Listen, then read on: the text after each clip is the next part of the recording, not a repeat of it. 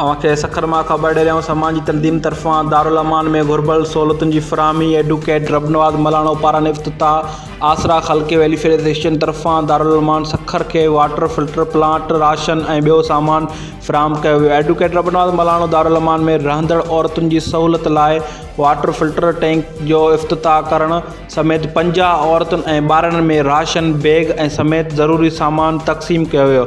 उन मौक़े ते मीडिया सां ॻाल्हाईंदे एडवोकेट रबनवाज़ मलाणो चयो त आसरा ख़ल्क़ा वेलफेयर एसोसिएशन तरफ़ां दारुल अमान जी औरतुनि खे सहूलत फ़राहम करण लाइ साफ़ पाणी जो बंदोबस्तु कयो वियो आहे, जॾहिं त राशन ऐं ॿियो सामान बि ॾिनो वियो आहे। हिते सहूलतुनि जी खोट जूं शिकायतूं मिली रहियूं हुयूं। असांजी कोशिशि हूंदी त मुतासिरनि औरतुनि जी हर मुमकिन वाहर